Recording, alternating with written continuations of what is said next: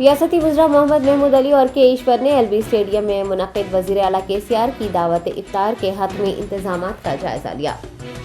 Chief minister KCR की जानिब से 12 अप्रैल को लाल बहादुर स्टेडियम में दावत इफ्तार का एहतमाम किया जा रहा है, जिसके लिए तैयारियां तेजी से की जा रही हैं। वज़ीर अक़लियती बहबूद के ईश्वर ने वज़ीर दाखिला मोहम्मद महमूद अली के हमरा LB स्टेडियम का दौरा किया और मुख्तलिफ महकमों के ओहदेदारान के साथ इंतजामात का जायजा लेते हुए तफसीलात हासिल की।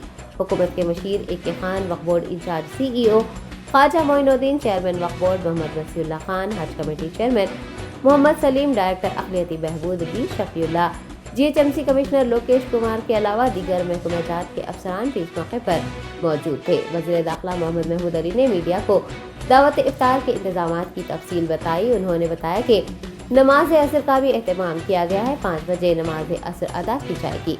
दावत इफ्तार में शिरकत करने वाले अफराद की सहूलियात के लिए तमाम तर इंतजामात को यकीनी बनाया गया है।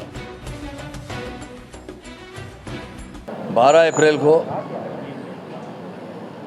फतेह मैदान ग्राउंड पर हुकूमत की जानिब से, ख़ास तौर से हमारे ऑनरेबल CM साहब की जानिब से इफ्तार पार्टी का हर साल की तरह एहतमाम किया जा रहा है। बहुत अच्छे इंतज़ाम कर रहे हैं, हमेशा भी करते आते हैं जब से तेलंगाना बना है। Ramzan festival, Bonalu festival, Christmas festival को गवर्नमेंट की तरफ से एहतमाम किया जाता है।